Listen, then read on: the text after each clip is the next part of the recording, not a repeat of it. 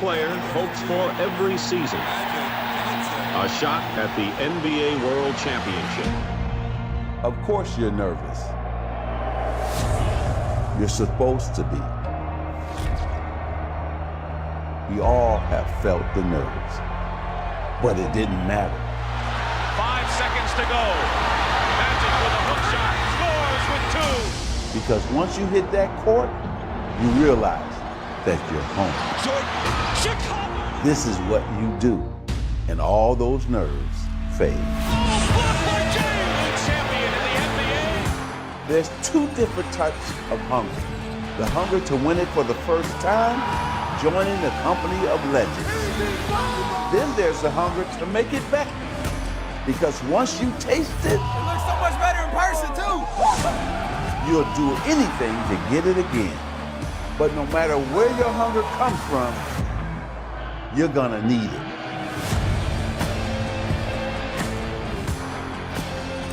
Who better to get us started than the Magic Man? Good morning, everybody. Welcome to the First Take. Thank you for being with us. Crewed up per usual, Kendrick Perkins.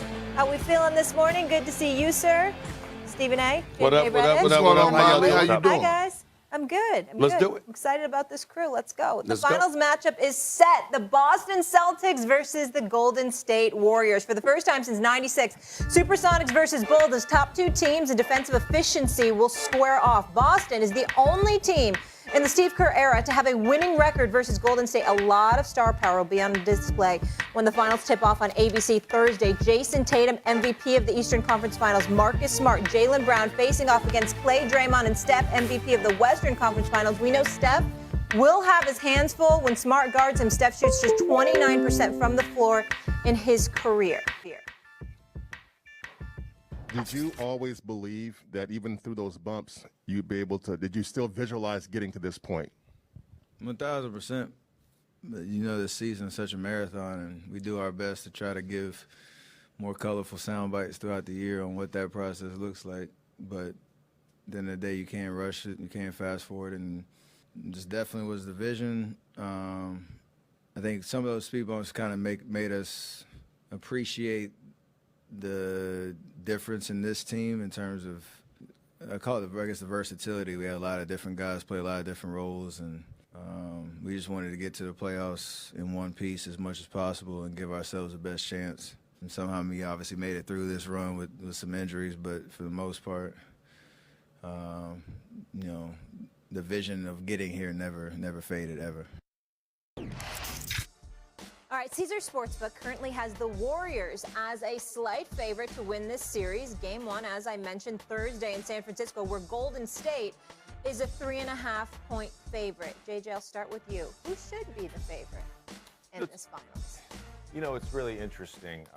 ESPN's own projections, BPI, has the Warriors with a 14% chance of winning this series, the Celtics an 86% chance, and I tend to lean more towards that. And I think this series comes down to the Celtics defense. And this is a defense that was first in the NBA in the regular season in switching frequency. They were second so far in the playoffs in switching frequency. And in some ways, this defense is built similar to how the Houston Rockets were built in 17 and 18 when they went against the Golden State Warriors, and they switched everything, and they built that defense specifically to take away all that off-ball movement. And I think about, especially their starting five with Robert Williams, Al Horford, Jason Tatum, Jaylen Brown, Marcus Smart. Like, there's no weak points to attack. And you go back throughout this playoff run for Golden State, they had Luka Doncic they could attack for Dallas, and they had a lot of success with that. There were times that they elected to blitz Steph Curry, and they went 4-on-3, and they scored about 60% of the time on that. You go back to the Nuggets series, they had Jokic all the way up in pick and rolls, and they went 4-on-3 and just tore them apart. I don't think the Boston Celtics, at times maybe they will be doubling Steph, but I don't think they're going to have to build an entire game plan around doubling when their inherent defense that they've run all season is to switch things, and they have the personnel to do it. I feel you on that. To answer the question directly, I think the Golden State Warriors should be the favorites. I'm looking at Steph Curry. I'm looking at Klay Thompson. I'm looking at Jordan Poole. All of them are shooting at least 38% from three-point range, and I think that that's the difference between them and a team like the Miami Heat, per se. That's what I'm looking at right now. I recognize the fact that the Boston Celtics defense is elite. Make no mistake about it. They can win this series. I'm not of the mindset that the Golden State Warriors are the clear favorites and there's no way on earth, whether it's 5 or 6 games, Boston is going home. I think this is literally a pick-em series. I'm just rolling with the Warriors. I'm not jumping off of that ship. And I think because of their experience and their sharpshooting ability, I think that's what stands out above the crowd. I got to also take into account the elevation of Andrew Wiggins during these playoffs from a defensive standpoint, particularly the job that he did against Luka Doncic, even though Doncic got his numbers-wise and what have you. Obviously, it was a tough set. Can I just interrupt real quick? Because I knew you were going to say that. I knew you were going to bring this point up. Just so we're clear, Luka shot 51% against Andrew Wiggins when he was the primary defender. All right, keep going. I'm fully aware of that, and I'm glad you tried to interrupt to make your point. My point to you is that when you look at I'm just saying is if I'm guarding someone and they're shooting 51%, that's good defense. Well, again, I'm not saying. I'm just. Well, let me respond. No, I'm going to the bench if that happens. I can tell you that right now. You're going to the bench because not only would they score with efficiency, but they would score with quickness. When you look at Luka Doncic and how he was guarded. You look at the Golden State Warriors and what everybody was talking about, what Andrew Wiggins brings to the table. Yes, you shot 51% from the field as a primary defender. Luka Doncic is a special dude. But in the same breath, I recall somebody, when you're sticking them, you could score at will. And then there are other times when it might take you 10, 15 seconds, and it might disrupt the flow of your offense. You might get yours, but the negative effect that it have on the pieces around you may ultimately prove to be fatal. Yeah, but I did. Hold on. I know what you're saying, and you're making a good point. I'll let you finish. I'll let you finish. Exactly. Because if I'm making a good point, then why are you interrupting me? I'll let you finish. But I will go Perkins' chance too. I'm coming back to that. All right, well, you do that. My point is that we see opposing defenses all the time say, this dude is going to get his no matter what. But if it can somehow have a negative effect on the pieces around him, we got him. I think that Boston has not one but two players that can do that can nullify that. But nevertheless, my faith still rides with the experience of the Golden State Warriors. And that's why they are my favorites. That's all. Okay. Well, I'm going with the Boston Celtics, and I believe that this series is going 7. And I'm going with the Celtics to the points that JJ was talking about, their defense. And I'm going to stand on this. Defense win championships, period. And so when I look at their defense and I look at the journey that they had to go through to get through to this point, KD and Kyrie in the first round, right?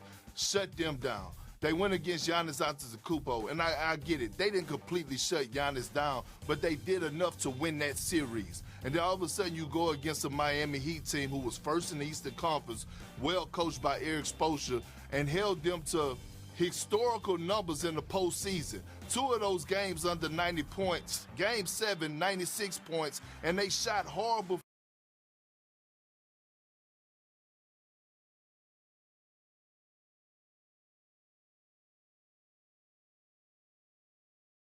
from the field and the three-point line. So when I look at their defense, I'm like, hell, they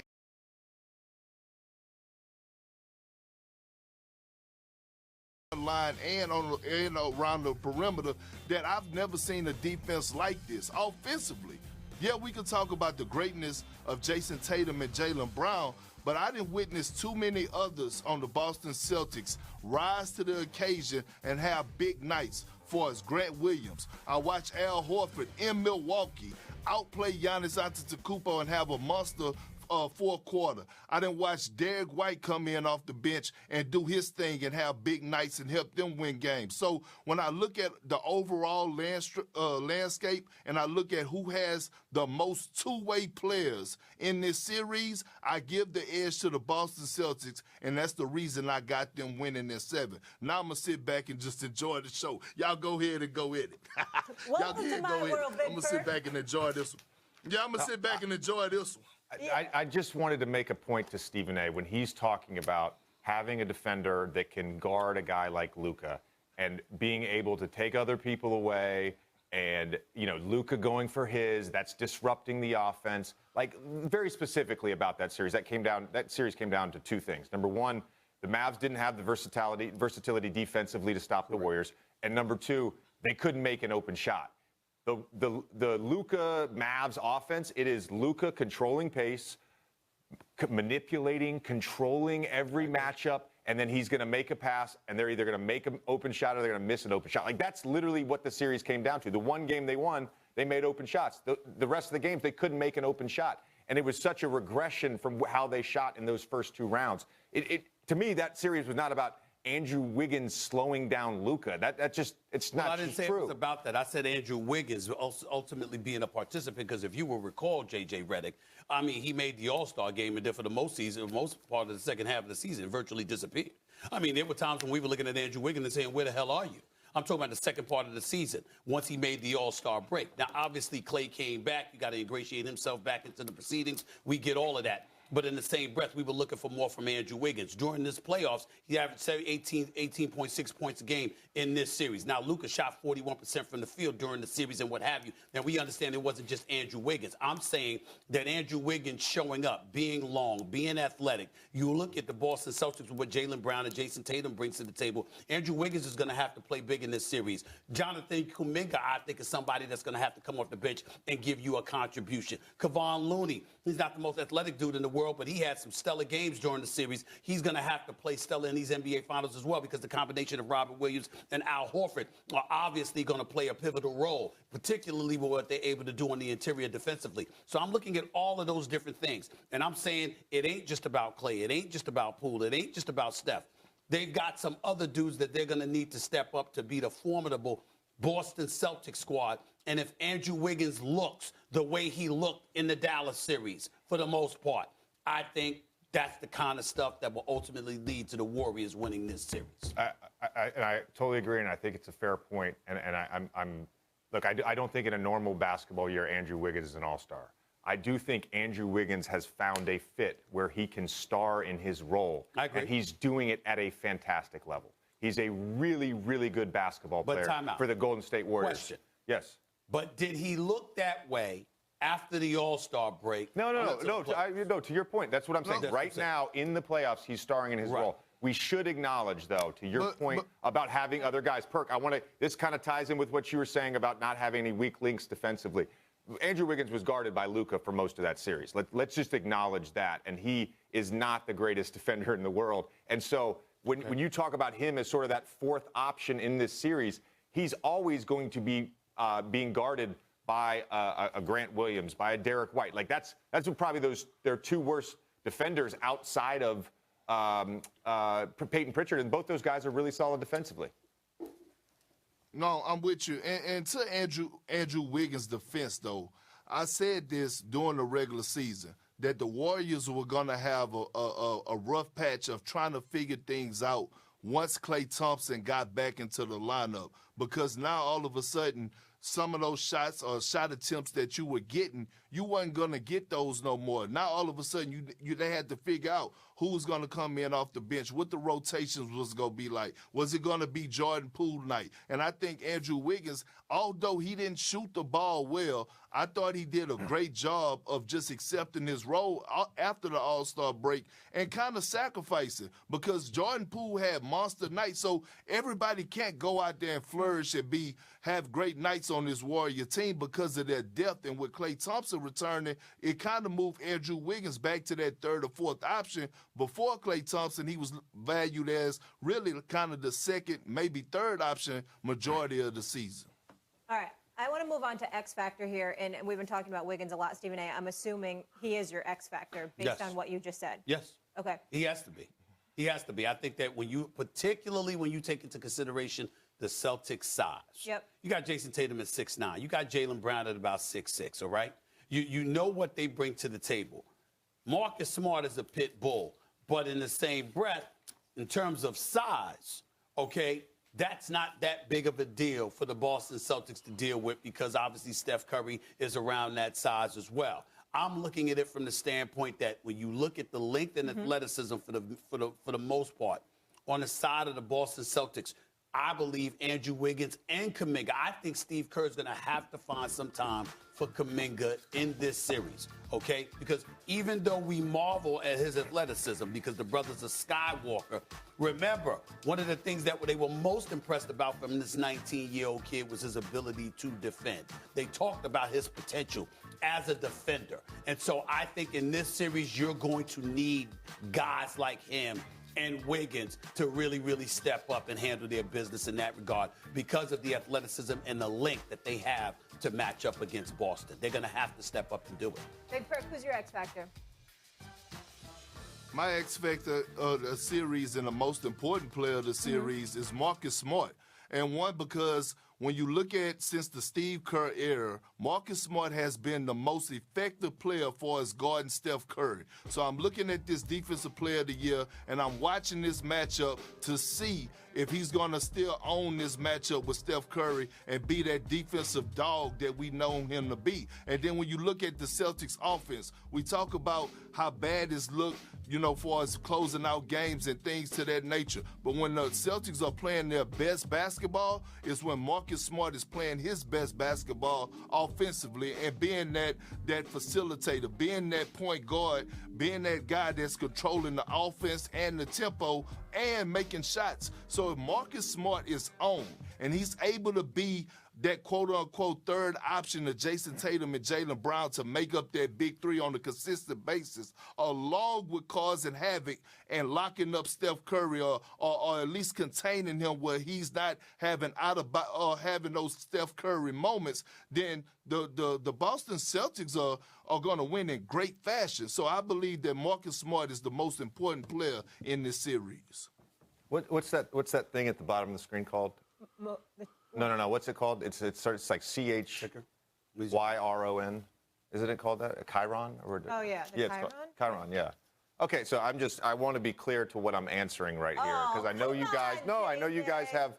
Down there, you have most important player, but now the question is X Factor. I know what they put it. I know what they put it. Yes, I just want to be clear. That's not what she asked. Because I know how stuff gets broken out on social media. Okay. I heard what Molly asked. I just want to be clear on what the question is. Okay, so I asked X Factor. Why don't you give me both? Give me your X Factor and the most important player. Because I would never want anything to be taken out of context and you to go viral or trend. I don't want that either. I don't want that either. Are you worried? You can't take it. Are you worried about social media, JJ? Why don't you answer both? Are you worried about social media? Listening skills, Stephen A. And I just want to be clear about what I'm answering. Hold on, time out. You don't know. So what? Tell me the difference between the X Factor and the most important player. You don't figure this out by now? Don't you? Hold on. I got it, Bert. Don't you understand that at the bottom of the screen and Molly can be emblazoned to the public and they would still misquote you? You don't know that by now? I obviously know that. Okay, so why are you worried about it? Because I want to be clear when I get misquoted. I'm just letting you know you're going to get misquoted. I answered the question. First of all, focus on me. First of all, what is the difference between the most important player and the X Factor, in your opinion? Well, the X Factor is going to be an ancillary piece to me. Okay. And the X Factor, I think Perk nailed it right there with Marcus Smart being the X Factor. And so his defense on Steph Curry and his ability, I think at times both these teams are going to have trouble scoring in the half court. I do think that. How much Marcus Smart can get in the half court is going to be important in this series offensively. And, of course, his defense on Steph Curry. But the most important player in this series is Jason Tatum. It's Jason Tatum. Like, his ascension during these playoffs as a two-way player, his defense on Kevin Durant, his defense on Drew Holiday, his defense on Jimmy Butler, Kyle Lowry. Like, he's going to end up on Steph Curry in a lot of possessions. So his, top 10 in the NBA in deflections during the playoffs. Like, his defense is so important. And then offensively, his decision-making. Like, both these teams, to me, whoever has the lowest amount of turnovers for the series, I think that team has the best chance to win. They both when they have high turnover games, they stink. Like, both these teams, they're not very good. Here's my question for you. First of all, who do you think is going to be guarding Jason Tatum? It'll probably be Wiggins. Okay. Secondly, this question is for the both of y'all. Y'all talk about Marcus Smart, for example, and some of the time he's going to spend on Steph Curry. Is anybody concerned at all about Marcus Smart and that ankle? At all? I know we see him play, and I know he's a rough rider, and he plays through it. But who has he faced in the postseason that moves without the basketball the way Steph Curry does and the Warriors done overall. Am I just missing something? Is no one concerned about that at all? Because to me, if I'm Joker, I don't want Marcus Smart. I don't want him running after Steph Curry because I don't know how healthy he is. I know he plays through stuff because he's a rough rider. He's really, really tough. But I don't want him chasing Steph Curry. That's all I'm saying. Yeah, but it's not all about just chasing. Sometimes you have to play the game within the game. Listen, sometimes you have to play the game within the game when you're a defensive player and a defensive-minded guy and a defensive player of the year. I heard Steve Kerr comments about Marcus Smart and the high praise that he gave him. He said he's a guard version of Draymond Green, able to get through pin downs, able to have active hands, switch 1 through 5. So when I say that is when you watch him play against Steph Curry, he is the instigator and not the retaliator. See, a lot of players that go against Steph Curry is a late reaction once Steph goes. See, Marcus Smart dictates where Steph Curry goes. He fronts him. He does things like deny him the ball. He does things like top lock him and force him down where he can't come off the pin down. And Marcus Smart is so big and so strong at the guard position that Steph Curry actually struggled. I done seen time and time again where Marcus Smart has frustrated Steph Curry to the point where Steph Curry then got offensive fouls because he couldn't move. He couldn't have freedom of movement. So when it comes down to being a defensive dog like Marcus Smart and winning Defensive Player of the Year, a high IQ comes into play, and that's what Marcus Smart has. Look, Stephen, I mean, I agree with you on the point of the ankle, but I would also just say I'm worried about any team that has to guard Steph Curry. Like, we all know what he's capable of, and we all know what he's going to put you throughout a series, whether that's on ball, whether that's in pick and roll, isolation, transition, and of course all the off-ball action they run. When I reviewed some tape of the Mavs series, I just thought with both him and Clay, they were very soft. Wiggins caught the ball in space with spot-up threes, and it was able to attack going downhill. This is not the Mavs. This is not the Denver Nuggets. The closest approximation in terms of the physicality and the defensive personnel is the Memphis Grizzlies. That's the closest approximation of anyone they've played so far in the playoffs. And at times, they struggled in that series. We talked about it a bunch on the show. There were times we'd come in here and you'd be worried because they were barely beating a team that didn't have Ja Morant, right? We talked about this. And I just think the physicality is going to be such a difference in this series for the Boston Celtics. Okay. I wanted to ask that because I was really curious about what y'all thought about that. And you're right, the physicality, because sometimes, listen, it's one thing to be a finesse team. It's another thing to live off it to the point where you're completely averse to physicality. And when I remember earlier, you remember this, you can appreciate this in the 80s when the Lakers was going against Boston and they lost that 7-game series. When Magic was tragic, they were calling him Tragic Johnson for crying out loud before he came back and avenged and showed the world who he was. The reality is that Larry Bird called out his team and he was talking about how we lacked physicality, and he dared somebody to do something about it. And then obviously Kevin McHale clothesline Kurt Rambis, and everything jump starts off from there. The point is that when you're a finesse team, a team that's willing to get physical with you, sometimes can disrupt things. It is going to be interesting to see how how Golden State reacts to the physicality. But I will also caution this. It's going to be interesting to see how the referees call it. It's going to be interesting to see how the referees call it, particularly in this day and age. Because if you're Boston, you got to know that the physicality works to your advantage. It's going to be real interesting to see how much the referees let them play. Before we move on, if you're going to ask JJ follow-ups, can you please get it on the lower third? He likes to have it matching and consistent. I'm just saying he's going to be misquoted. He keeps worrying about being misquoted. Make sure it's the he's going to be misquoted every day. They're going to take a sentence. They're going to peel a sentence away from it, and they're going to just illuminate that in the headlines just for clickbait. I just want to be misquoted on the right question. I just want to know what I know. I'm going to be misquoted. I just want to be misquoted on the right question. That's all, Stephen. Well, that's fair. That's fair to be misquoted on the right question. Right questions, wrong questions, no questions. You're going to be misquoted. I want to hear the kinds of questions you ask. Oh, yeah. I would love to. That would be great. What's up, Perk? Yeah, Perk, I'm coming to you here. I was just telling JJ.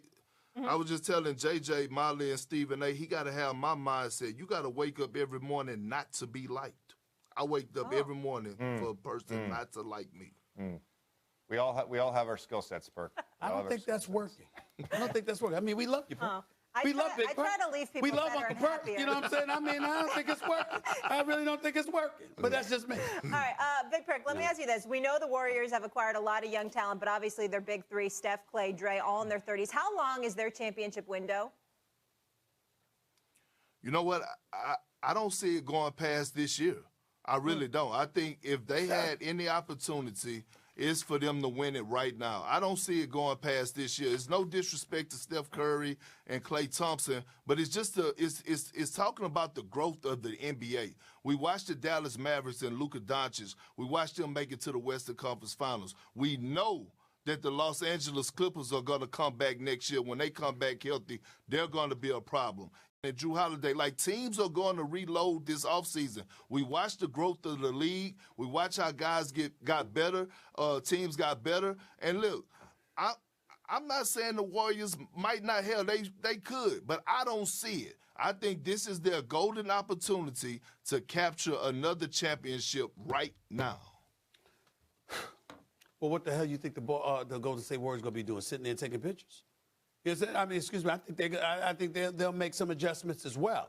I see the Warriors winning 2 of the next 3 titles. That's what I see. I'm thinking about Steph Curry. I'm thinking about Clay. I'm thinking about Draymond, but I'm also thinking about Jordan Poole. I'm thinking about Kuminga. Yes, I'm going to bring up James Wiseman. Yes, I understand he's been out all season long, but the brother's a 7-footer with skills, and I think once you insert him into the equation, with Kevon Looney still there, with Draymond still there, no, I like their chances. I like Moses Moody. I like what I've seen from him. I like Kuminga. I really love Kuminga, actually, okay? I'm looking at the Golden State Warriors being at least 8 deep, and I see this team potentially, I'm not going to even say potentially, I'm willing to say the Golden State Warriors are winning 2 of the next 3 titles. I believe Steph Curry will eclipse LeBron James and capture 5 championships in his career while LeBron is still stuck on 4. Yeah. That is what I believe That's will what happen. you're hoping. No, that's what you're hoping can happen. That's what you're hoping that can happen. That is a lie. Because let me tell you no, why. that's what you're. I can prove that you're lying. No, I can prove it. I can prove it. No, I'm not. Where's LeBron playing? No. Where is he playing? He's playing in L.A. And where do I want to be? There's no way in hell I'm rooting against LeBron James. That is false. I want LeBron James. I would love for LeBron James to be in the finals and win championships in L.A. Yes, you are completely false. Completely. No, I'm not. Stephen A., you know one thing about me is that my wife threatened me every day to divorce me because I'm married to the game and I'm married to the TV when it comes down to basketball. And whether that's cable, hold on, listen, hold on. And whether it's cable TV or me watching you on ESPN Plus on Stephen A's World. Okay, you had a discussion. Yeah, you had a discussion, okay, at one point of this season about Steph Curry and LeBron James and far as with their titles and things to that nature, and would he surpass them as far as kind of quote-unquote being the iconic figure and things to that nature. See, I know what you're doing here because me and you sit up here and we debate the GOAT conversation all the time. So you can't wait for somebody else to dethrone LeBron James or have more titles while he's still playing, so you can use that argument when it's time for the GOAT. Yeah, so when it's time for the GOAT conversation to come back up, you gonna say, how you gonna compare him to Jordan when Steph Curry done won this many? I already know you. I know you. I know how it goes. Well, thank you, Swagoo Perkins, because that's what Swagoo tries to say all the time with y'all podcasts, which, by the way, everybody should listen to, okay? The bottom line is it's not working, all right? It's not working. The reality of the situation is clear. LeBron James, in the 4 years he's been in L.A., he's got 1 title, okay? He's been bounced out in the first round, and he's missed the playoffs twice, okay? So when we talk about, and I'm not throwing any shade on him, I understand it ain't his fault. I understand he's great. I'm rooting for him because I would much rather be in L.A., you know what I'm saying, than going to the Bay Area. That's just a personal preference that I have, JJ. I would much rather be in L.A. than in the damn Bay Area. I'm not that particularly fond of the Bay Area. That's just me. But I love the Warriors. Steph Curry is that dude. And he is chipping at the heels of LeBron James in terms of those titles. I believe he will surpass LeBron James and the Los Angeles Lakers. He will get 2. of the next 3 championships, Steph Curry is going to end up with 5 NBA championships. That is what I believe. Why do you have that look on your face, JJ? Am I off my rocker in saying this, considering the roster that they have and some of the young guys they've got on the come up? Is that beyond the pale? Okay. First of all, did you guys plan this with LeBron Lakers mention? No, that just came up organically. He did. I just wanted to make sure. We couldn't have a segment without mentioning that. Okay. I'm just saying. It's weird because I agree with both of you to an extent, and I disagree with both of you to an extent. Like, Perk, you make a great point about the West being stronger next year, about potentially the Milwaukee Bucks being completely healthy next year. We also don't know what's going to happen in free agency or around the draft. Like, there's a lot sort of that is unknown. But as of right now, to say that their window is closed after this year, I disagree with that. You know, Stephen A. has said this a number of times. Steph Curry and Klay Thompson have skill sets that age well. Those guys keep themselves in incredible shape. And it's the development of the young players, Jordan Poole, Kuminga, James Wiseman, Andrew Wiggins being 27, which is right in that prime age to continue to star in this role that he's carved out for himself. Like, there's no reason to believe they're not going to have a chance to win the West over the next 2 or 3 seasons. Now, to Stephen A's point, they're going to win. You believe they're going to win 2 out of the next 3? Yes. It would not surprise me if they win this year. I think they're going to be right there, but I don't see them winning 2 out of the next 3. I disagree. Well, let me ask you, but why not? Because if they win, let's hypothetically, if they win this series against Boston, then what we're talking about is them winning 1 of the next 2 years. Mm-hmm. So my point to you is this: how is that beyond the pale when y'all know basketball? You see the squad they have. How are you going to just summarily dismiss the notion that they could win 1 of the next 2 times after this year? Because I don't think they're going to win this year. So you're saying, when I listen to you talk about 2 of the next 3, I'm thinking they're going to have to go back-to-back after this year. I'm not averse to what y'all feeling because y'all both got Boston winning this series. That makes sense. Just understand my thinking is they're going to win this year. So if they win this year, then we're talking about them winning 1 of the next 2 years. And I damn sure believe they can pull that off with the young bloods that they got on the come up, combined with the veterans they already have on the squad. I believe that. And Jordan Poole has a lot to do with how I feel because with Klay and Steph, it'd be one thing if those young bloods just existed in their front court. That would be different. But the fact that you got Steph and Klay and then you got a guy like Jordan Poole who could spell for either one of them speaks volumes to me. Okay. Yeah, but here's the question, Stephen A. Yes, sir. Are they going to be able to keep everybody? Like we didn't seen this movie before where we didn't seen guys on the team and we like, oh man, if they stay intact over the next 2 or 3 years, they could possibly win this amount of championships. And then all of a sudden we see a breakup. Whether that's a guy going out and going to get more money, which Jordan Poole value is through the roof. You got Andrew Wiggins on the books. He's making a ton of money. Draymond Green is making a ton of money. Klay Thompson is making a ton of money. Steph Curry is one of the highest paid guys in the league. And I get it, right? The Warriors, I have to give a whole lot of praise to the owners and the organization of the Warriors, right? Because they are not afraid to spend money. But at some point, we have to put in consideration: are they going to be able to keep all of these pieces? Let me provide a retort, and I just called up the numbers because you brought them up. Okay, so it's not, and I'm not being unfair to you because you don't have the numbers in front of you. I just called them up. We know Steph's locked in. Klay is locked in for 2 years after this season. Andrew Wiggins is locked in for 1 year after this season. Draymond Green is locked in for 1 year after the season with a player option at $27 million in 23-24. James Wiseman is locked in. Kuminga's locked in. All right. Looney will be a free agent after the season. He's only making $5 million, though. All right. Moses Moody, okay, he's locked in. All right. Jordan Poole is locked in. So I just gave you 7. All right. I just gave you 7. Yeah. And by the way, Joe Lacob, I kind of know the man a little bit. Yeah. He will spend money. He will spend money. I mean, it's just not a problem. As long as you win, he will spend money. All I know is Perk is really doing his homework when he's bringing up receipts from Stephen A's world.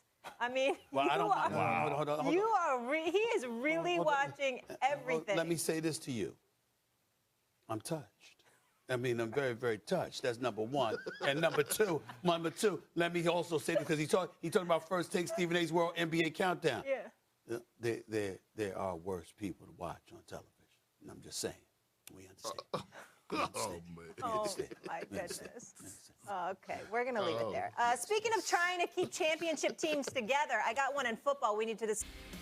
We are 100 days away till kickoff of the NFL season when the defending Super Bowl champ Rams host the Bills. Can't wait for that. And the Rams will look to defend that crown. But that will be a much tougher task with arguably the best defensive player in the league in Aaron Donald. Here's the Rams superstar on his football future as he waits for a new contract. I'm happy. I'm fine. I don't need to play. The thing is, I don't need to play football to be fine. Like I'm fine. Like I was blessed to play this game. To make the money I made, the accomplishments I made in 8 years is like, you know what I'm saying? It's like I'm complete. I'm like, if I can win another one, that's great. But if not, I'm at peace. You know what, Marcus Spears? That is a great place to be, at peace. Let me tell you. Great to see you, and I'm gonna start with you. Peace, yes, so underrated. Should the Rams have reservations about offering Donald a new deal? No, they should not, Molly. And I got a great shirt speaking to what you said about peace. If it costs you your peace, it's too damn expensive. Yeah, all right, amen. That's one you can take to everybody. Yeah. Listen, Aaron Donald should get a long-term deal because Aaron Donald is the most important player for the Los Angeles Rams. We can go, we can go through Matt Stafford getting a re-up, and we can talk about Cooper Kupp, who is going to get paid, and obviously you got to be smart and do things a certain way in order to keep your core guys. But Aaron Donald is the guy. It ain't about him being a core guy. He's the guy. Okay, me and Stephen A. argued last year because I know where he about to go. Obviously, since we need to argue today. We argued last year. We talked about the playoffs, and the Los Angeles Rams was about to go play against the Tampa Bay Buccaneers, and the question was asked on this show: who is the most important player in that game? And I said Aaron Donald. And obviously he went with the crowd and the cliche crowd and said Tom Brady or Matthew Stafford. Well, Aaron Donald made the play to close the game out. And when we look at the playoff run, just recently, what we just watched when the Los Angeles Rams won the Super Bowl, Aaron Donald closed the games out. He's the most important player. They shouldn't be apprehensive about giving him a long-term deal. He keeps himself in shape.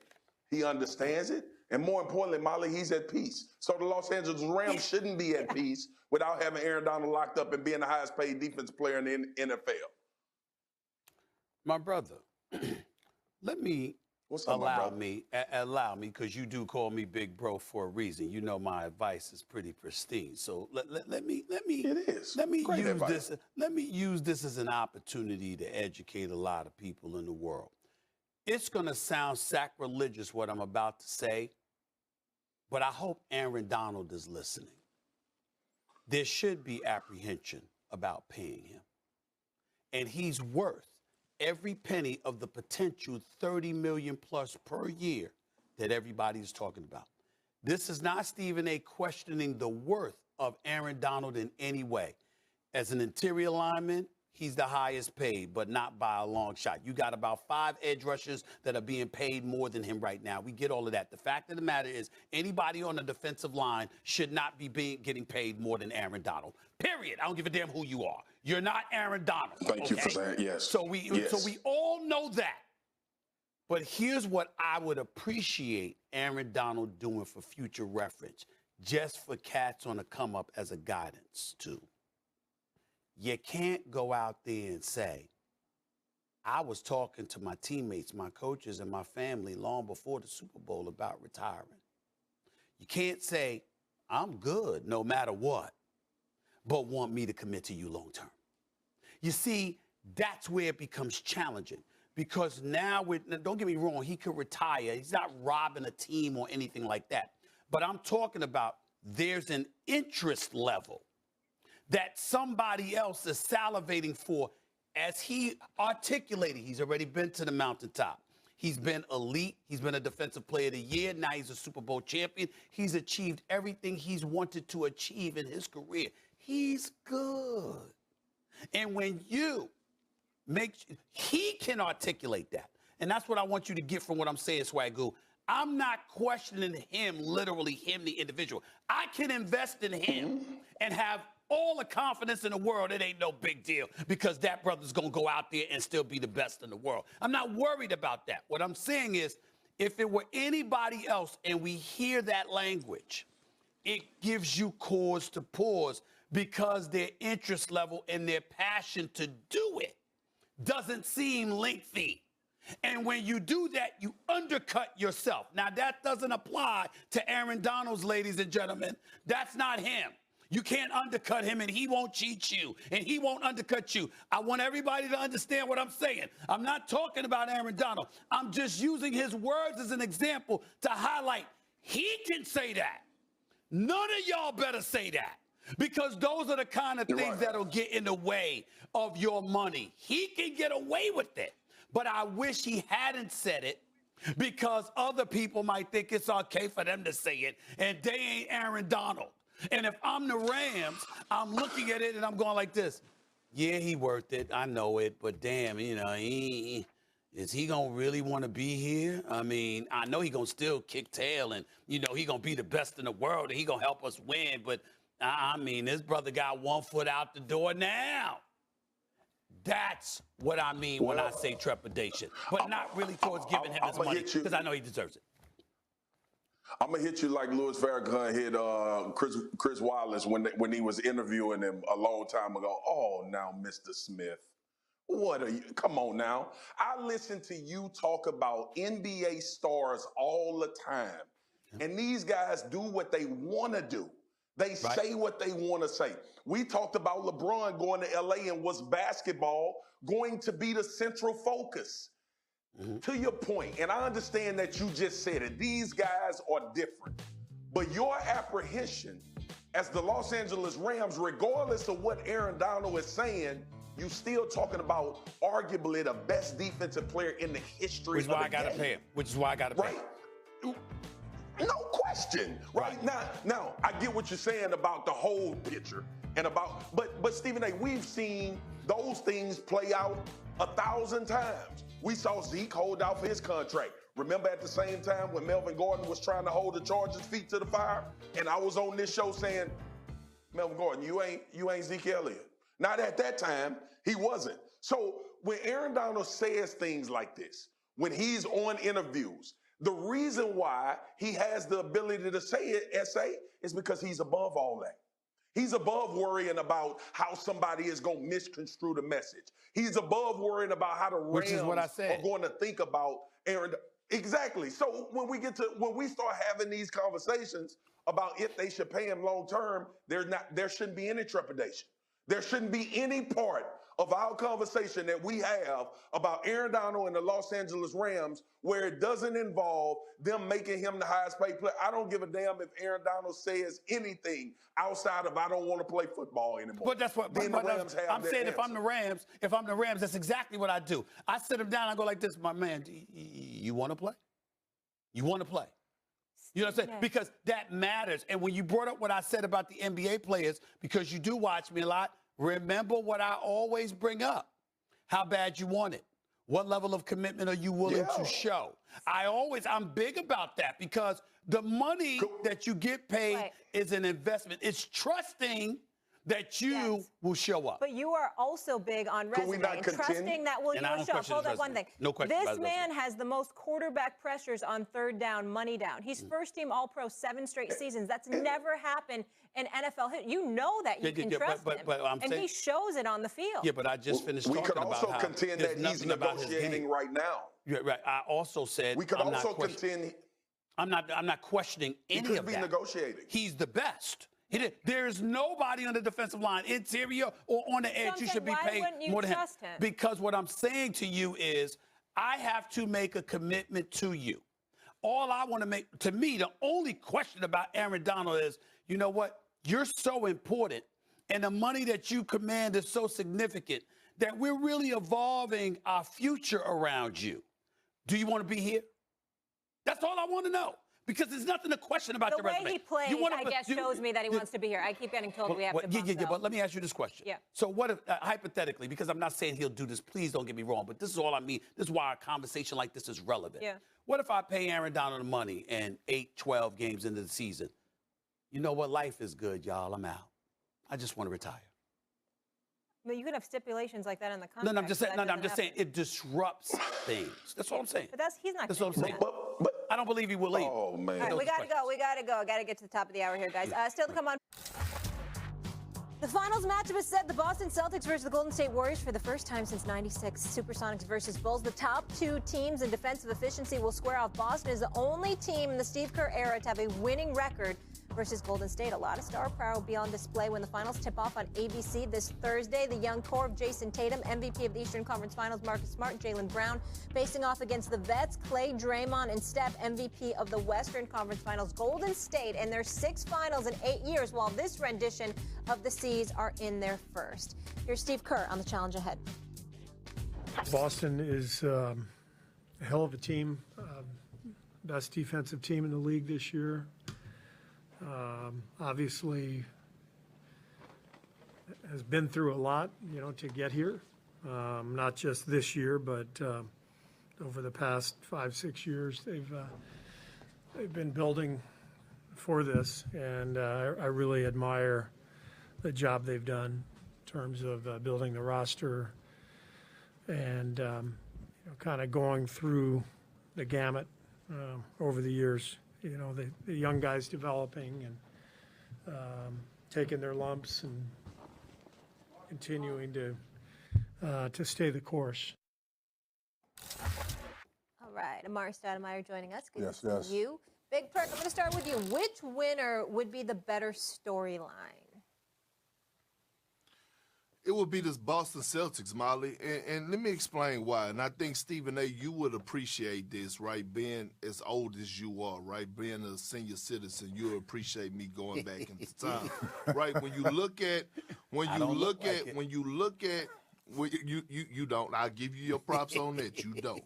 You don't. I'll give you a shout out. But here's the thing: right. when you think about who has the most championships. When you think about the NBA, right, it's 2 teams that are tied at 17.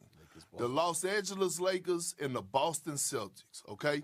And we know about the rivalry. We know about Magic and Bird. But I don't know if people realize how deep it really is. See, I watch all the Celtic game along with all the other basketball games, but I absolutely watch the Lakers because LeBron has brought new life there. And so I watch the post-game show, even when it's not on national television. And so what I see is when the Celtics and Lakers meet up, whether it's in the regular season or whatever, right? Right now, I watch Cornbread Maxwell and James Worthy.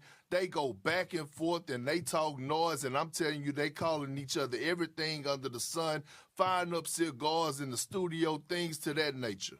The Boston Celtics, me knowing the owner, Wick Grossbeck and Steve Pagliuca, I know the competitive nature and how prideful they are.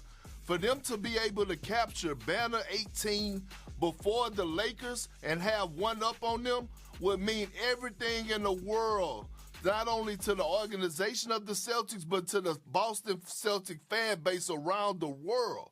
And I know the Laker fan base would be pissed off if the Celtics was to win 18 before them. So when I look at this finals right now, it's bigger than just Boston and the Golden State. This is about history. This is about going back in the time. This is about one of the greatest rivalries in all of sports. That's why I'm saying the Boston Celtics, this title would be the better storyline. You're wrong. Flagrantly wrong. But before I go into how wrong you are, let me say I want to give props to Coach Ime Udoka for the outstanding job that he's done. Not just his decision-making on the court, but his decision-making off the court. I don't know if you know his woman, Nia Long. By the way, see, I wish we had that. Did you see the video of her, though, after they won? I did not see it. It was trending on Twitter. It was so good. I did not see it, but I did not see it, but I didn't need to see it because I saw her. You know what I'm saying? I saw her. She was celebrating. It was impeccable decision-making on the part of Ime Udoka. No question.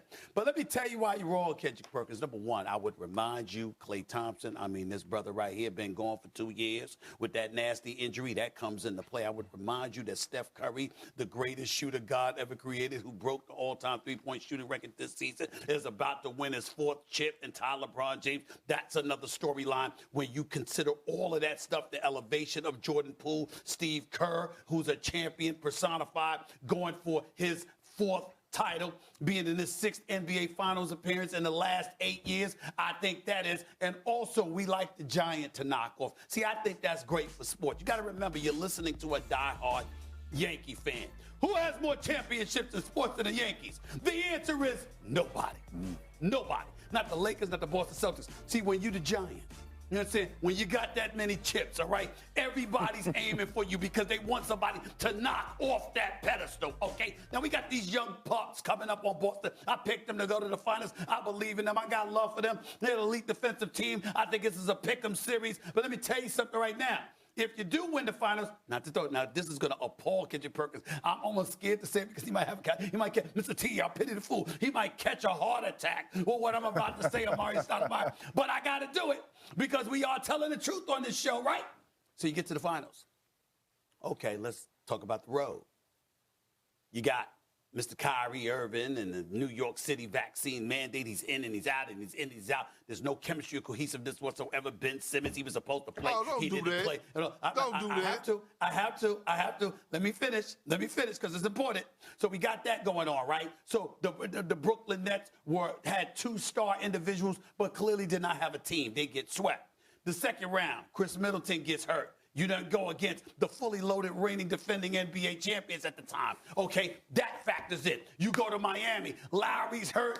Tyler Hero got to miss 3 games, and then this game 7, he could barely do anything. All right, Jimmy Butler playing out of his mind after he got hurt, played great in games 1 and 2, struggled 3, 4, 5, came back for 6 and 7. You got that going on. You got all of this stuff. I'm saying when you look at the Golden State Warriors, and the elements, the components that pertain to their story. You got young cats on the come up. You got veterans like Klay Thompson coming back from a 2-year hiatus. You got the greatest shooter on the planet Earth. They are the better story. Okay, thank you, General Hospital. Let's get Amari in here. That's right. Way to build the drama. Molly, I actually agree with Stephen A. on this because I think the Warriors have the better storyline because you got to think about the players that are on that team, right? Steph Curry, his storyline in itself is remarkable from the type of player that he became, what he's able to accomplish, the route he take to get there, stand with one team, persevering through ankle injuries and becoming a champion, and then now having a chance to become a 4-time champion, right? Klay Thompson being out for 2 years with injuries. I know from experience that persevering through injuries is not easy, right? When you get injured, you can't go into your off season and build on what you did the previous year. And so it sets you behind in your training. And then he goes out and play and get injured again. So he's out for 2 years. And now being able to come back from that and persevering from that and now being back in the finals for him, his family, his loved ones, it's a beautiful situation. And then for the coaching staff, for the Warriors, for them to develop these guys, right? Your Jordan Pooles of the world. For these guys to be now developed in a space where they can compete for a championship and play at a high level, I think the storyline, for the Warriors is the storyline if they do win the title. Yeah. Well, Perk, I hear you. I can make this. I can make the same damn argument for the Celtics. When you think about Jason Tatum, drafted by the Boston Celtics, developed in the Boston Celtics organization. Same with Jaylen Brown, same with Grant Williams, same with Robert Williams, and same with Marcus Smart. So when I think about Ime Udoka, who you just gave praise to, the young core has been to 3. They had been, prior to them making the finals, 3 and 4. They had been to 2 Eastern Conference Finals together under Brad Stevens. All of a sudden, you make a coaching change in Ime Udoka, and in his first season, he's able to get the best out of this team where they make a finals run. okay? And then let's talk about Klay Thompson coming back from injury. I agree with you. It's a beautiful story. Anytime someone could come off, tearing the Achilles or tearing the ACL at the same time and bounce back and get back to playing the game of basketball at a high level, it's a beautiful thing to see. But I'm going to tell you what's an even better story.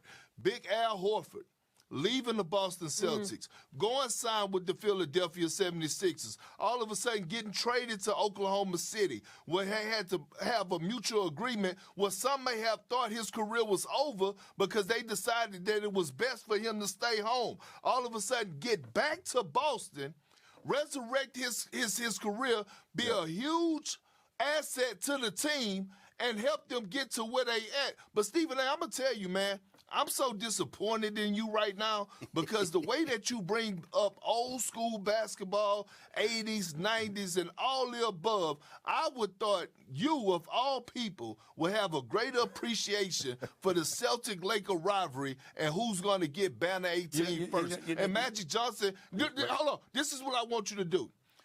I want you to break the script on Countdown Thursday.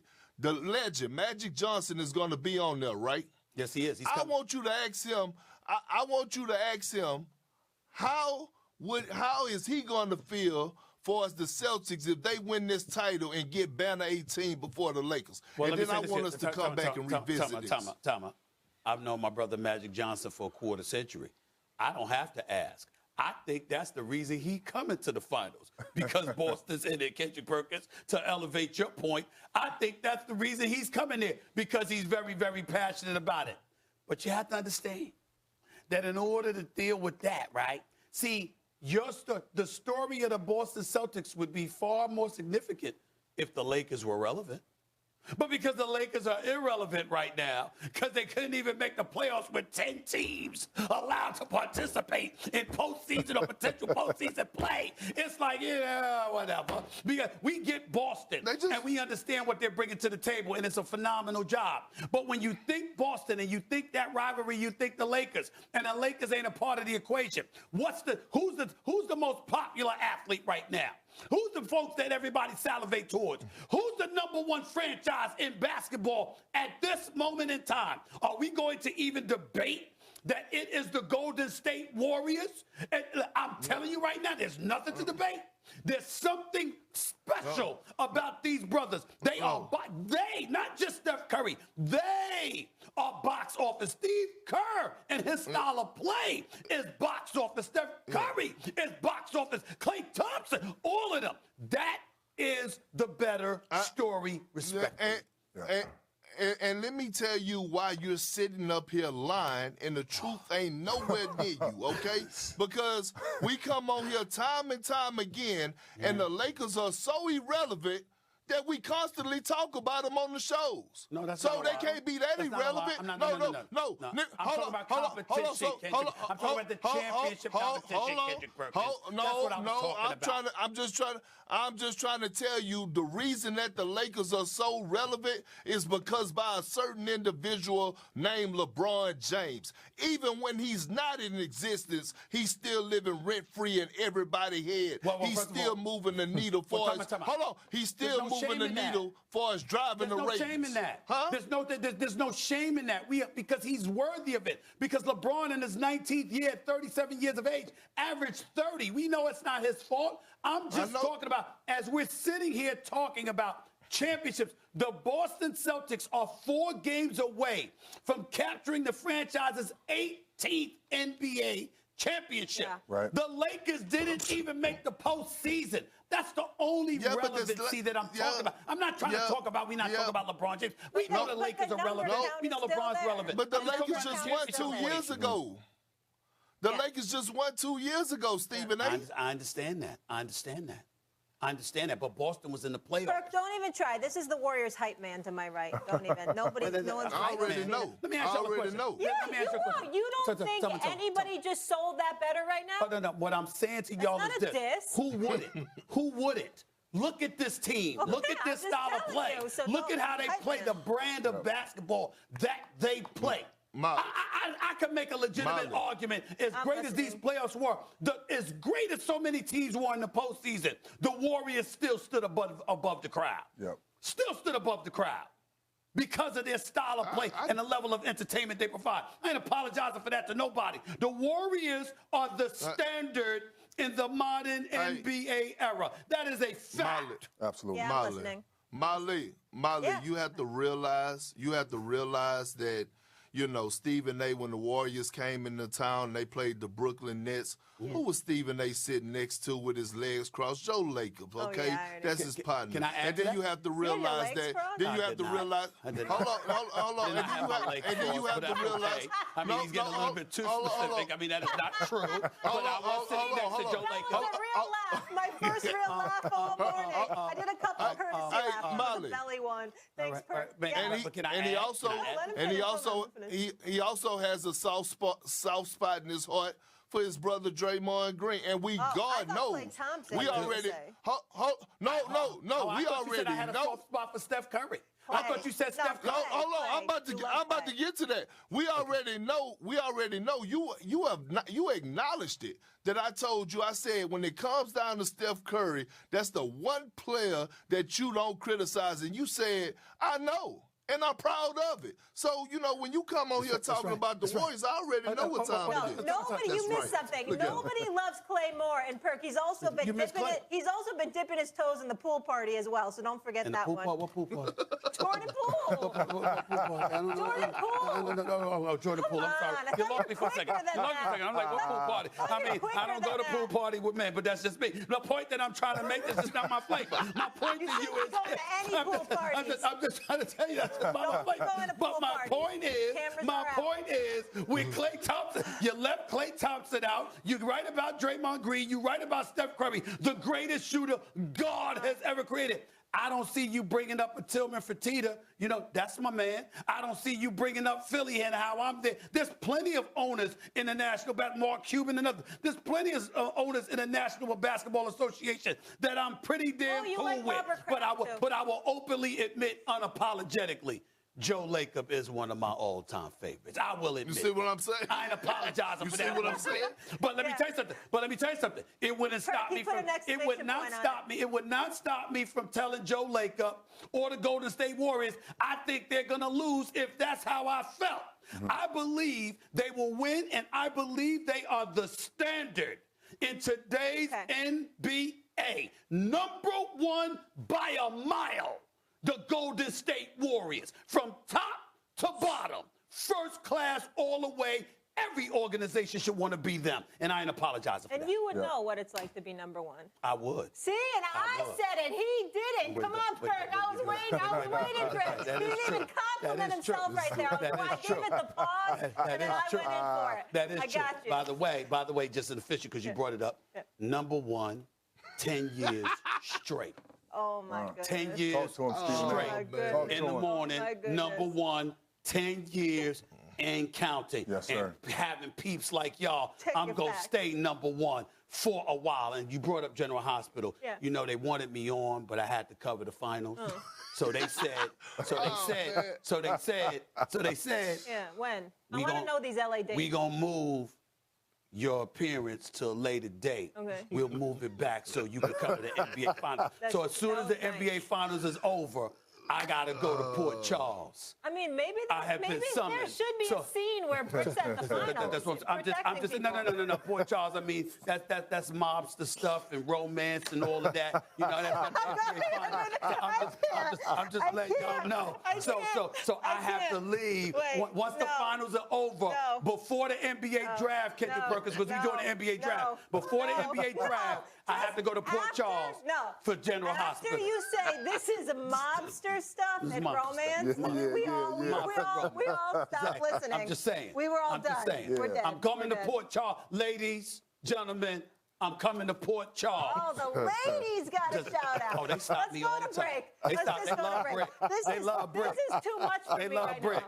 Too much for me. Number one, 10 years and counting. Brick's coming back. I mean, it's just a lot for a girl. I just gave facts. It's a lot for a girl to deal with. I just gave facts. KD brought the gold to Golden State with 2 titles in 3 years, then left for Brooklyn. So how should we feel now as the Warriors go for another chip without him. And we are 100. Durant and Kyrie Irving decided to join forces and sign with the Nets back in 2019. Now, both teams that they departed will face off in the NBA Finals. As for KD and Kyrie in Brooklyn, 0 finals appearances, actually 0 conference finals appearances either. The duo got swept in the first round of the playoffs this year, capping another disappointing season. JJ's back with us. Stephen A., I'm starting with you. Yeah.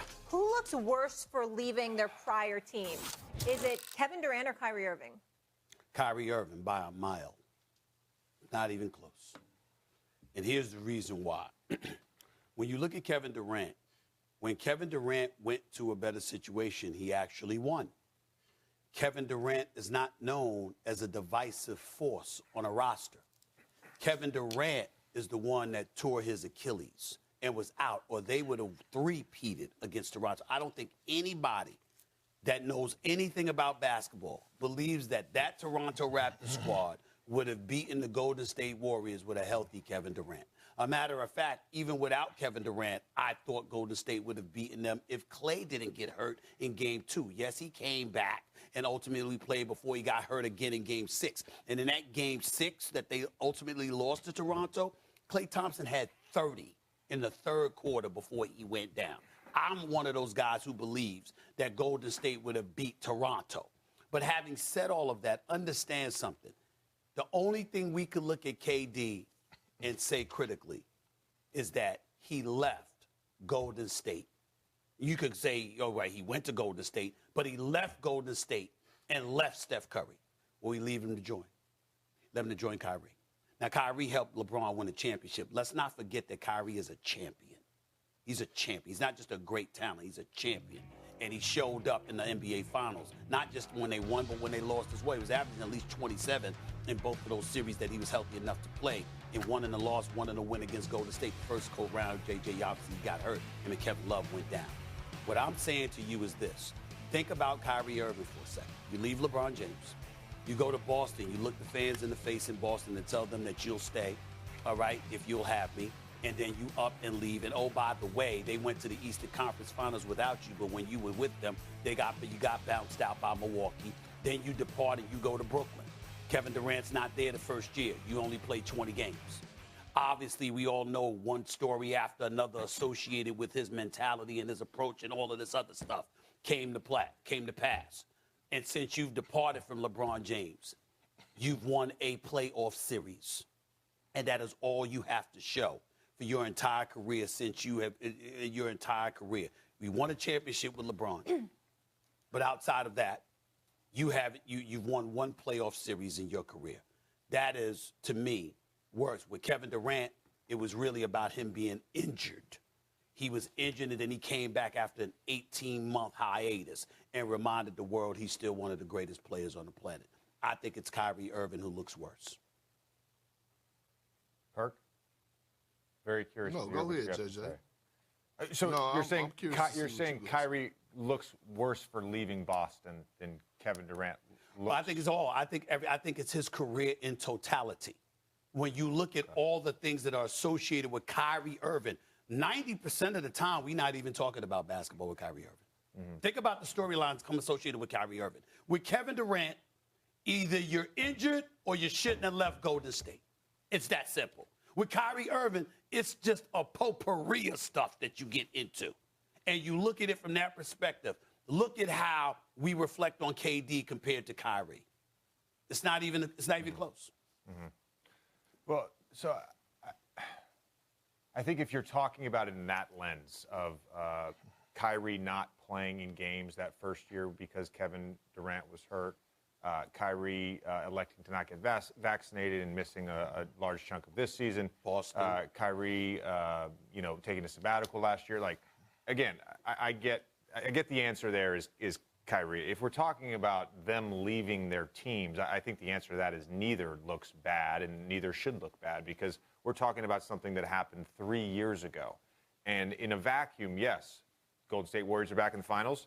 Boston Celtics are back in the finals. I get that. But so many things have to happen to get to that point. And whether it's Klay missing 2 seasons, Kevin Durant coming off an injury, for Boston figuring a roundabout way to get Al Horford back because you signed Kemba Walker, because you use these trade exceptions.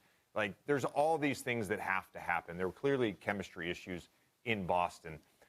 But I look at this in both these guys' situations. And Perk, I'm curious to get your thoughts. I'm sure you have a more definitive answer than I do, but I really am curious to get your thoughts.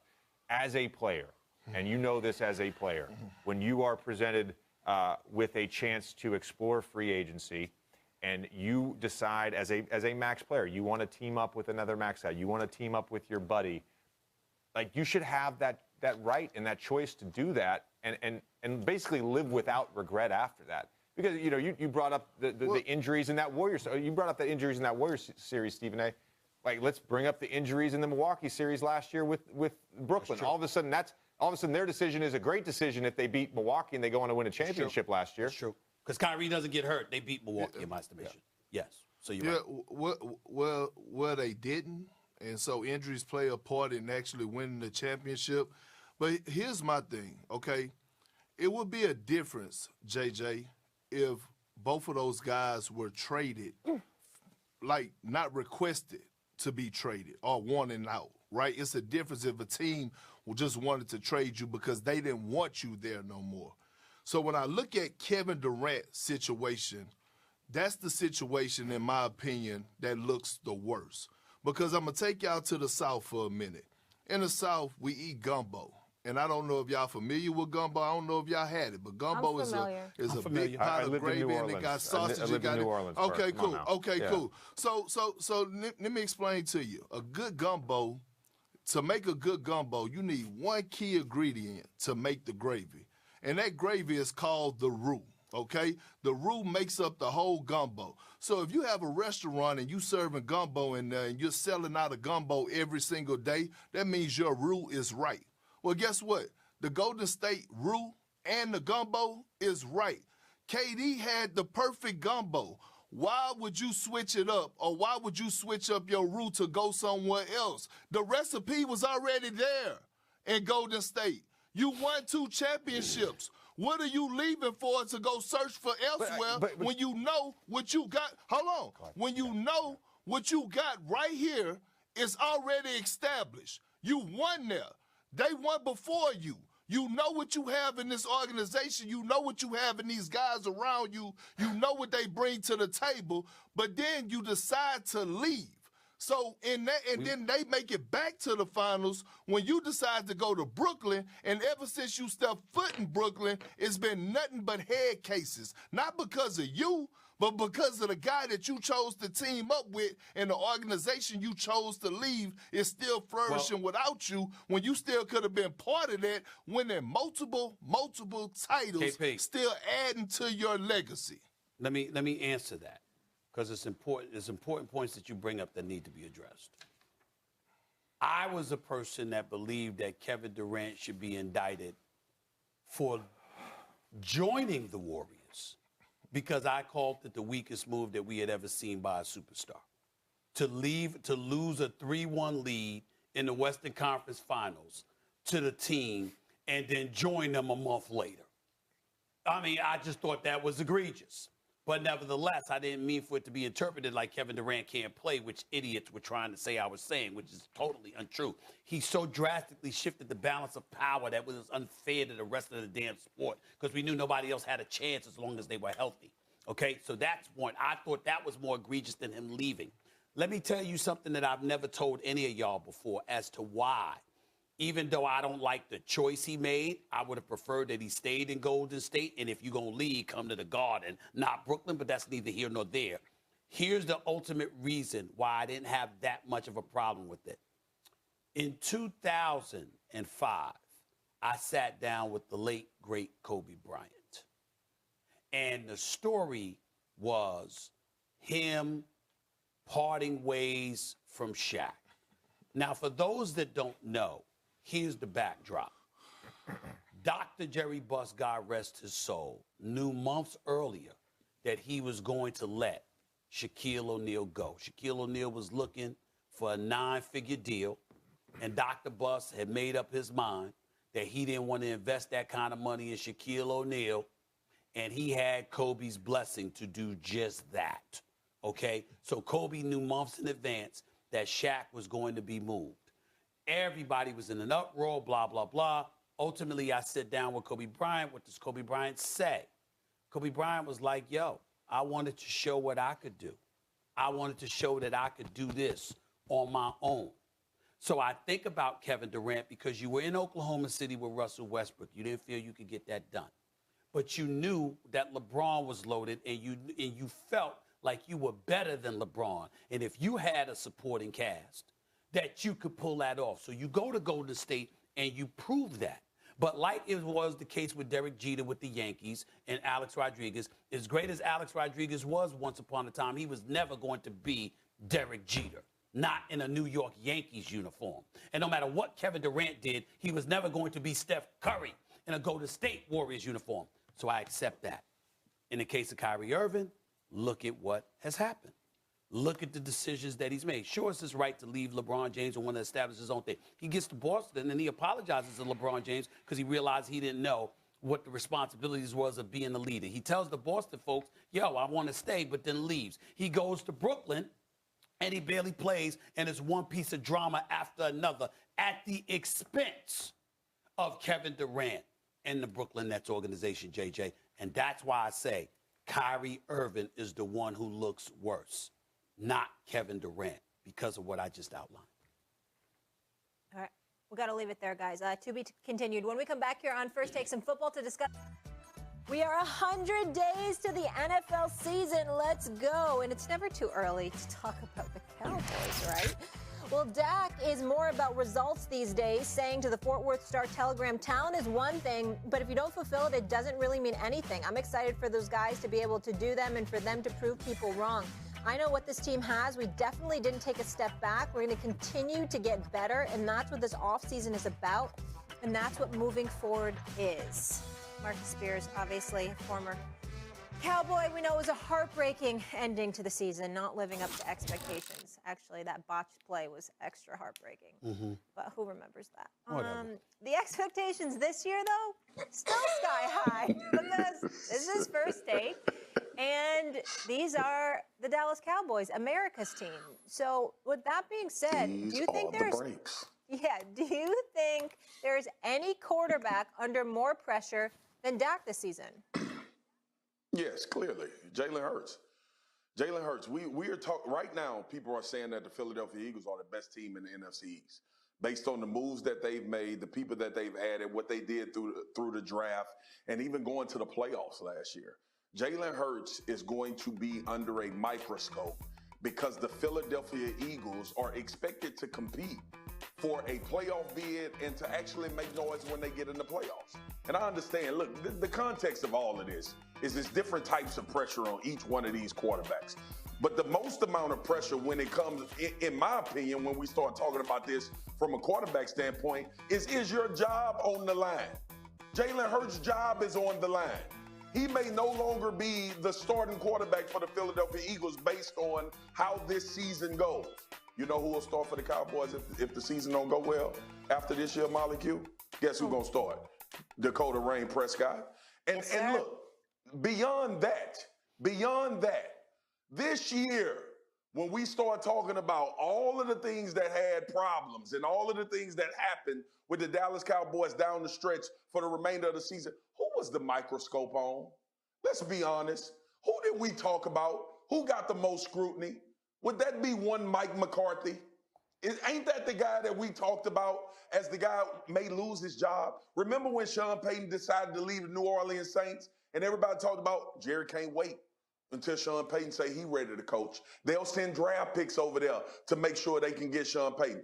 Dak Prescott is under pressure like every other quarterback that's expected to win with big contracts. The quarterback that's under the most pressure is Jalen Hurts because he's playing for his damn job. This is a Titan segment. This is not the usual link that we have, so I'm going to make this quick. Marcus, for once, I'm not going to joke around about the Cowboys. I'm going to be dead serious. I think you're wrong. I think it's Dak Prescott.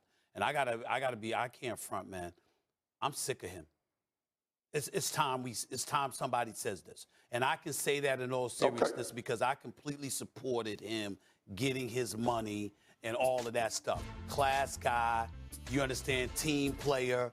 leader, the whole bit. We were all up here going off about how this brother needed to be paid his money. Well, when the hell you gonna show up? I will remind you that in the last 2 victories that they had last season, he scored 56 points against Washington and another 51 against Philadelphia. And then you go up against San Francisco and you can't get 20 on your home turf in a playoff game. I know he threw for over 4,000 yards. I know the season before he threw for nearly 5,000 yards. I know he had 37 touchdowns and 10 interceptions. I get all of that. But we hear all of this noise about America's team. You finally got your bag. $75 million just last year alone, to be exact. All right? What you gonna do? You got CeeDee Lamb, you got Michael Gallup, you got Schultz back at tight end, you still got Ezekiel Elliott and Tony Pollard in the backfield. Oh, my God. You got a relatively decent offensive line. Oh, my God. Listen to me.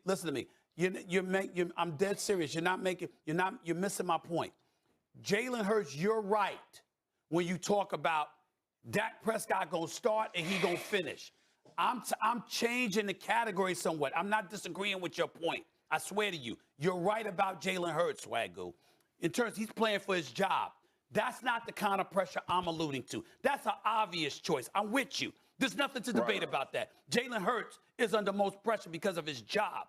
What I'm trying to say is that it's America's team, bro. You're in the spotlight all the damn time. We see these elite quarterbacks. Well, when you gonna be elite? I'm talking about when it counts. When you go, and Swagoo, in all fairness to you, because I'm serious, I know that you're objective. I get all that. And I tease everybody else about the Cowboys and all of that stuff. But at some point in time, it's one of those situations where you know you fighting to give a cat recognition and props because you know what he's capable of. And then somehow, some way, when it really counts, they disappoint you. We see a whole bunch of boxers. Like this kid Ramiro this past Saturday, he could fight. But when he went against Javonte Davis, he recognized there's levels to this. And I'm saying that when it comes to greatness, Dak Prescott is a great talent and a great leader. But we need it in the moments that count most. Enough of this, you know, I'm that guy, but when it really, really counts, you going home. He got to step up. Him. That's what I'm saying. We don't have time. All right, we tight on I'm the giving you the floor. I'm giving you the last word. I'm giving you the last word. Go ahead. One, to your point about him scoring 10 points or whatever, again, 20 points against 17. San Francisco, 17. Your bad man scored 10. Your bad man scored 10 against that same defense. No excuses. The second thing is this. The second thing is this. When we start talking about Dak Prescott, I have never put Dak Prescott in the great quarterback term. I think he's a really, really good quarterback that you win because of. And in moments when you talk about the Dallas Cowboys, if it had not been for Dak, Stephen A., we wouldn't be having conversations about the Cowboys. I agree with this is what people forget, that when Dak plays a bad game, obviously what you just said is magnified because it's America's team. But they forget about all of the carrying that he does along the way. The coach was bad. Zeke Elliott was bad. The offensive line was bad. And the Cowboys went to the playoffs. Any other team, any other quarterback probably don't make it there. Oh, but I'm by not the way, guess who didn't? Y'all anointed King Justin Herbert. He didn't get there. I'm not disputing that. I'm not disputing that. I just want you to be fair, though. I am being fair. I want you to be fair. You're not being fair. Listen. No, I am, because if I were not being fair, then I would be up here clowning them, joking around, having a good time. But I'm not playing. And what I'm saying to you is this: I'm not questioning how talented the brother is. I'm saying that talent, we all see it, is there. In the big moments, just like you able to overcome other situations, how come you don't overcome it when it counts? Why can't we ask him that without everybody getting their back up? Like, what about the other stuff? The other stuff was a problem before, but he found a way to get him to that point. So how come you can't cross that line? It's all right to ask that question about that. People weren't running the ball well, coaching well. There's a lot of other factors. I know that. But there were other games they didn't do it either, and he found a way. I understand what you're saying, but there is always this notion that Dak Prescott ain't delivering when we got to go through 4 layers of bad stuff. Not during that playoff game against San Francisco. All right, to be continued. Up against it. Coming up on First Takes. After missing the entire season due to a foot injury, Zion Williamson has been cleared to play without restrictions by the Pelicans. New Orleans made the playoffs without the former #1 overall pick, but were eliminated in the first round by the Suns. The team sure could have used Zion, who's averaging 25.7 points, 7 rebounds, 3.2 assists per game for his career. But are the Pelicans all in on Zion? That's the question. So Wendy said, Stephen A., that the Pelicans may not offer him a fully guaranteed deal. Do you see him as a part of the Pelicans' long-term future? Without question, if he wants to be, but I think he should want to be. I don't blame the Pelicans and David Griffin for being cautious because, again, he's only played at about 38% of available games. Okay, so we have to take that into consideration. You have to look at Joel Embiid's contract and how it was structured in a way where health came into consideration. Michael Porter Jr. ended up signing a 5-year deal where most of his contract was guaranteed in Denver. What I saw from the New Orleans Pelicans in this playoffs, if Zion Williamson wants to be there, you make the investment, but you make sure you have some kind of clause due to his injuries to protect yourself. But if I'm Zion Williamson, I should want to be there because Brandon Ingram, C.J. McCollum, and these boys, it's real in New Orleans. He should want to stay. Absolutely. That'll do it for us here on First Take. Thank you for being with us. Guess what? We'll be back again tomorrow, 10 a.m. Eastern. See you then.